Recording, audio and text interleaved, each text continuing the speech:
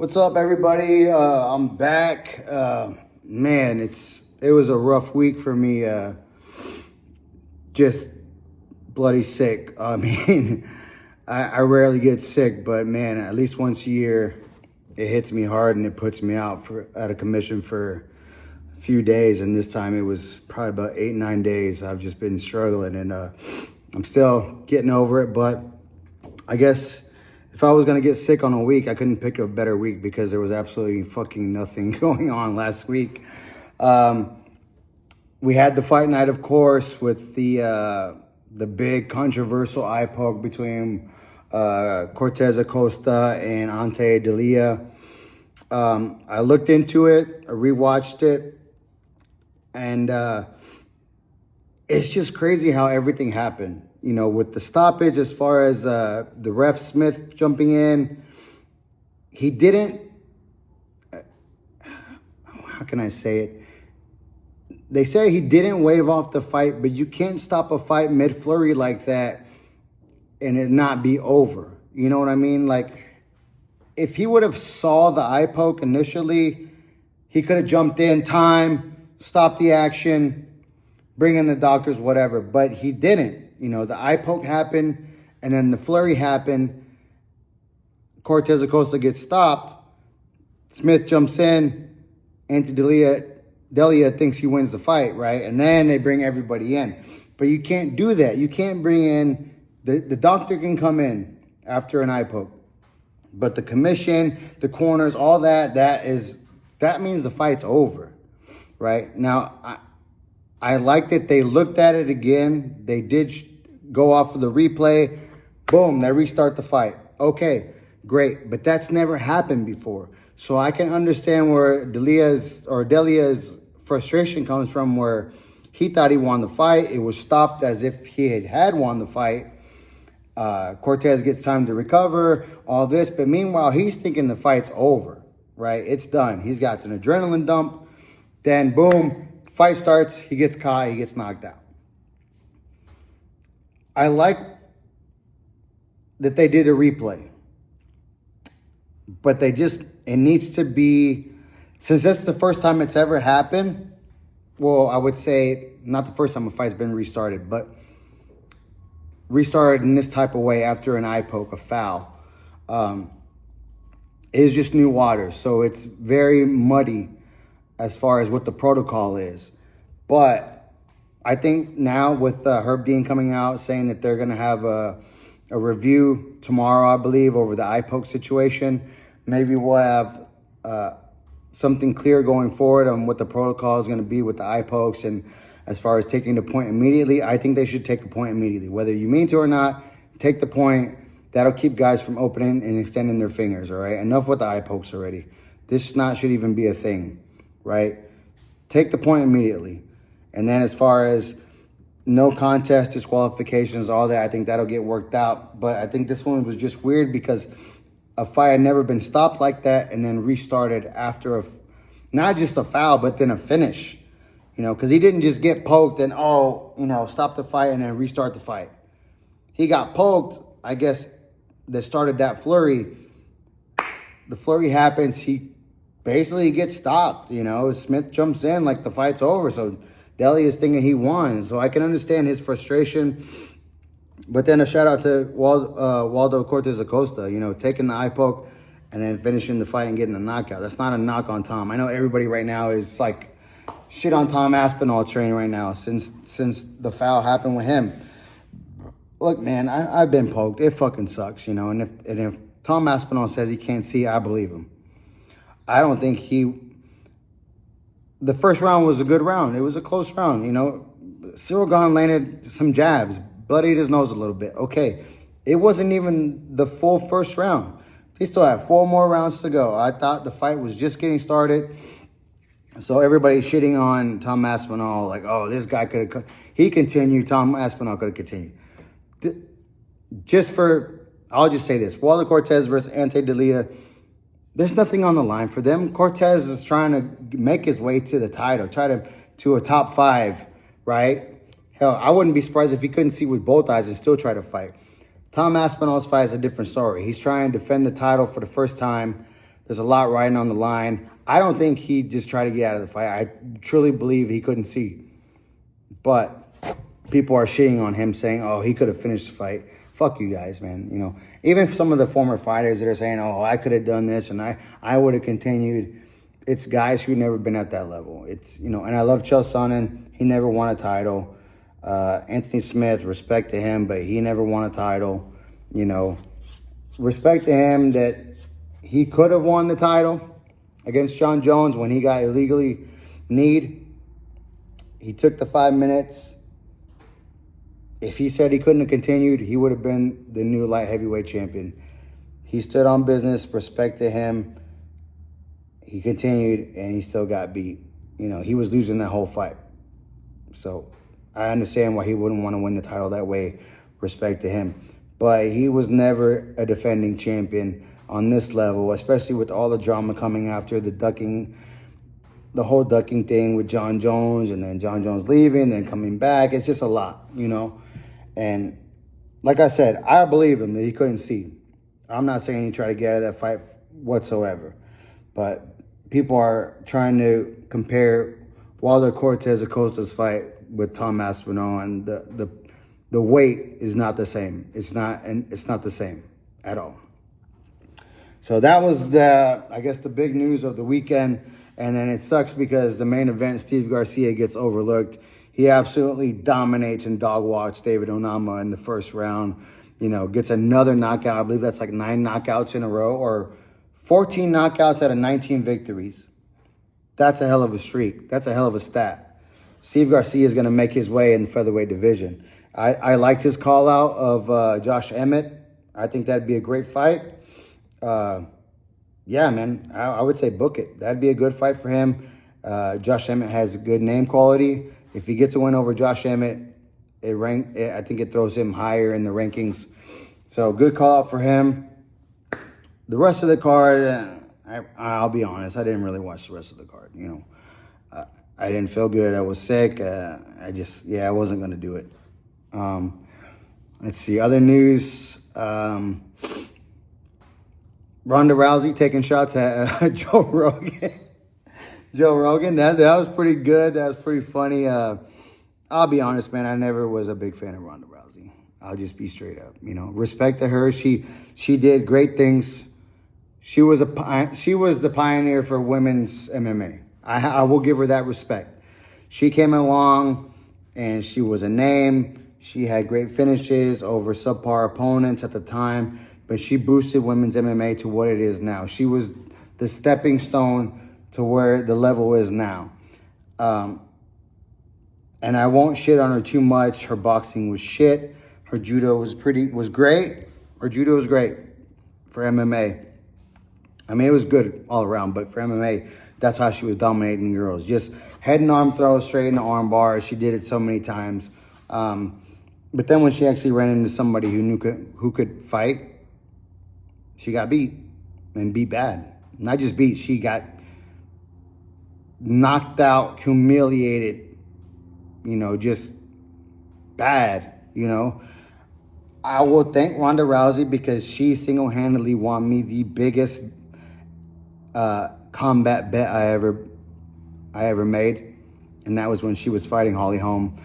I bet the absolute house on Holly Holm by knockout because I knew Ronda had never fought somebody at that caliber, and I knew that her striking was shit. And I knew Holly Holm had length, could box, and she had high kicks.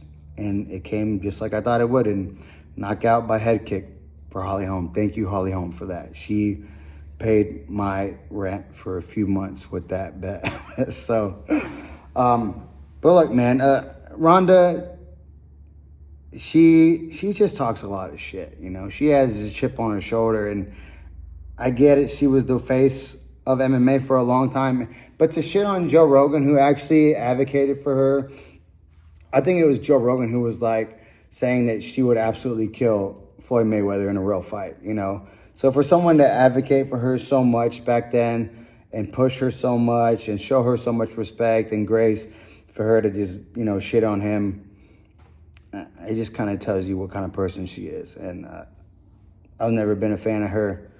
But I will give her flowers that she did do a lot for women's MMA, or MMA in general at the time.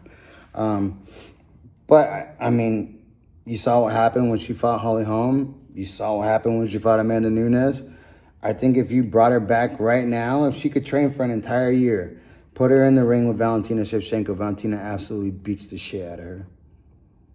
Put her in there with Zhang Weili. Zhang Weili absolutely beats the shit out of her. Put her in Kayla Harrison. Kayla Harrison will throw her outside the octagon. You would think someone who got beat that bad would still show some kind of humility and some humbleness, but she doesn't. But that's just tells you the type of person she is. Whatever, I could care less. What she says and does, that's her prerogative, you know, if she wants to live her life that way, whatever. But I did like what she said about Dana being, a driving force of the UFC. I'll agree with that to a certain extent. But yeah, her shitting on Joe Rogan was pretty funny. And then laughing about, I think it was Bert Kreischer's podcast. I think what did she call him? Joe Rogan wouldn't know. He's just a fan with the platform, or a fan with the following, or something like that. Yeah, well, that fan with the following really boosted you when you were coming up and really had your back. So I'm just like, why would you shit on somebody who advocated for you for so many years, you know? So it is what it is. And as far as her saying is Joe wouldn't know because he never fought. Look, man, some of the best people who know the sport, it's better if they did fight because they have firsthand knowledge. Like, I can look at a fight, analyze a fight, and pick up little details that are going on because I've been in there, so I've seen them firsthand. But, I mean, some of the best coaches never fought, you know, especially in boxing, some of the best coaches ever never fought, but became Hall of Fame coaches because they studied the sport and been around the sport for such a long time, analyzed it, grew up around fighters, trained fighters, you know. Not that Joe Rogan is a coach and trained fighters, but he's been around the game for so long. I mean, I wouldn't go as far as saying he doesn't know shit or wouldn't know, because he does know. I mean, some people don't really necessarily like his commentary all that much, but you can't shit on the fact that he does know fighting and he does know mixed martial arts. You know, it's like one of the only things that he watches, and he said it himself, you know, all he does is watch combat sports. So, I mean, I just thought that was kind of funny and fucked up at the same time that she would shit on him like that. What else is new? Oh, yeah, thank God, and fuck Jake Paul. Jake Paul, Tank Davis is probably not going to happen, thank God. I think they said Netflix is trying to push a date back to December if he can get a new opponent. I'm glad it's not happening. It sucks the reason why it's not happening. Tank is catching another, I think it's a civil suit for domestic violence or assault or something. You know, it sucks for him. You know, Tank's one of those guys you wish you could just grab and shake and be like, just get right, fool, please. Like, just get right and quit beating women. Allegations. All right, I won't say he did. Allegedly. But yeah, man, I'm glad that's not happening. Nobody wanted to see that shit. Nobody wanted to see that clown show. I'm glad it's not happening. There are speculations of opponents. Brian Garcia, I hope that doesn't fucking happen, because Brian Garcia is probably all of 160 pounds if he's out of shape. Nate Diaz, of course, has been thrown out there, which probably makes the most sense because it's going to help. If that does happen, Nate will take it for the payday. He already proved that he didn't give a fuck in the first fight, so why would he give a fuck on this fight? And it will help bring in casual MMA fans to watch Jake Paul box. But the third one, Francis Ngannou. I doubt that happens, but I wish it would. I wish it would happen because I would love to see Francis Ngannou absolutely decapitate Jake Paul with a right uppercut. The same right uppercut that he hit Alistair Overeem with, that snapped his fucking eyeballs back between his damn shoulder blades. I wish I could see that happen to Jake Paul so we could be done with this fucking nonsense. But I doubt that'll happen because Jake Paul knows that if he steps in there with Francis Ngannou will walk him down and absolutely murder him in the ring. But if it does happen, I'll be one of the first ones to be like, yo, Jake Paul, respect. You know, you got balls, man. I'll give you that. You might not be able to box. I think you're out of your league when it comes to saying that he wants to be a world champion when he refuses to fight any real contenders in that division, the cruiserweight division. I think he's an absolute joke when it comes to that. But if he were to fight Francis Ngannou in a boxing match, I would give him his flowers, funeral flowers, because he would get killed. Francis Ngannou will kill him. I'd pay to see it. I'd watch it. Shit. But I don't think that's going to happen. I think more it'll probably be Nate Diaz or somebody along those lines. You know, somebody will step in and they'll offer him a bag and they'll step in. Like, I'm trying to think who just retired. I'm thinking of any retired MMA guy right now. Or any boxer who's probably just came out of rehab or has been retired for 2 years and whatever. You know. But, yeah, I'm glad that Jake Paul's not happening. But I would hope to see Ngannou absolutely decapitate him in the ring. And the last thing I saw, I believe, was Ryan Garcia and Mario Barrios in talks. Not a bad fight. Not a bad fight. Ryan moving up. Mario still has the WBC title at 47. Yeah, 47. You know, with the draw after the Manny Pacquiao draw. Yeah, man, make that fight. I would really like to see that fight. You know, it'd be a good draw, a good sell. Both guys Mexican Americans, both willing to put it on the line. Why not? That's a great fight. I don't think Ryan deserves it at all. You know, he just lost to Rolly, and he lost. Oh, coming off the whatever with Devin. But you think about it, he lost to Tank. He wins, but I guess it gets overturned against Devin. So is that considered a loss or just a no contest? And then he loses to Rolly. So the guy hasn't won a fight in his last 3. And now you're going to give him the title shot against Mario Barrios. This is why boxing is fucked up. But as fucked up as it is, I'd like to see it. I'd like to see it. I think it'd be a good fight. I think it'd be a real good fight. Man, I think if Ryan actually trains, I think he wins. And I like Mario. Mario's a Texas guy. He's from San Antonio. I like El Azteca. But after the way he fought Manny, Mario Barrios should have won that fight. And I said it in the immediate reaction after that fight. He had a golden opportunity to put a living legend away and put him away for good and make your name off his name. And he didn't. He had opportunities to push that fight, to land shots, to make the old man work. Manny's an older guy. Make him work. He didn't. And it cost him. It cost him a win. He walked away with a draw. He should have did more. I thought Manny won that fight. So he's lucky to come out of there with the draw and still have the belt. I thought Manny won the fight. Mario should have done a lot more. He could have done a lot more. I think he gave Manny too much respect and let Manny do what Manny does. But Manny is just older. He couldn't do enough. I thought he did enough, but he didn't do what he would usually do 10 years ago, right? He would have put Mario away. Mario had an opportunity of a lifetime and he let it slip through his fingers. So I think if he goes in there and fights the same way against Ryan, Ryan knocks him out. So, but I'd like to see it. I'd like to see it. And then the last thing this week, here in Fort Worth, Texas, 15 minutes away from my house. Virgil Ortiz from Grand Prairie is taking on Erickson Lubin at the Dickies Arena in Fort Worth, Texas. I will be there.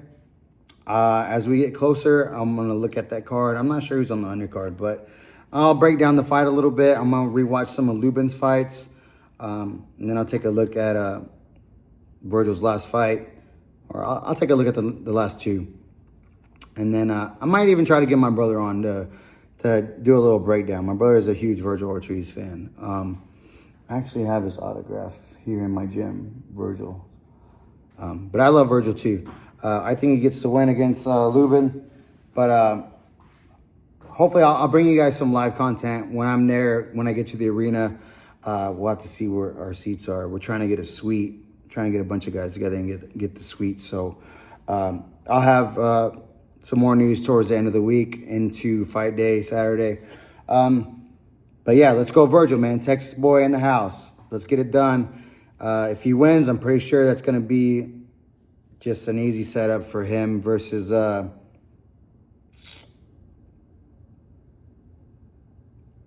shit. I just went blank. He just fought.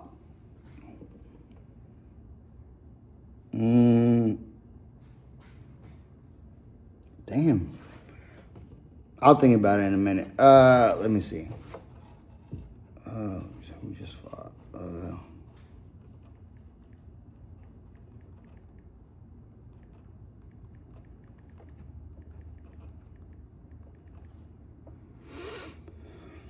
Boots. Sorry, I just fucking damn. It's been a long day, man. Long day at work. I just got home. Yeah. So if Virgil should get the win, perfect setup. Him versus Boots. It'll be the biggest fight in the division, even though it won't be for a fucking title. And I already ranted about this and all the fucking bullshit titles that are in boxing. But this will be the biggest fight at 154 to make. Virgil Ortiz versus Boots Ennis. And then I guess have the winner fight the other winners, man. You know, you got 4 more out there. 4 more actual title holders at 54. And that just sucks for boxing, that the biggest fight in the division won't be for a single title. A single legit title. It won't be for the WBC, WBO, WBA, IBF. It'll probably be for like an intercontinental or a fucking interim.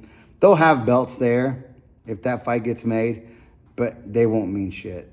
And that sucks. But that's boxing, the boxing world that we live in now.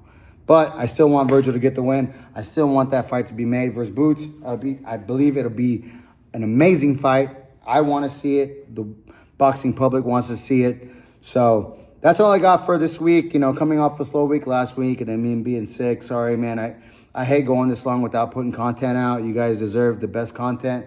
And yeah, man, I was out of commission.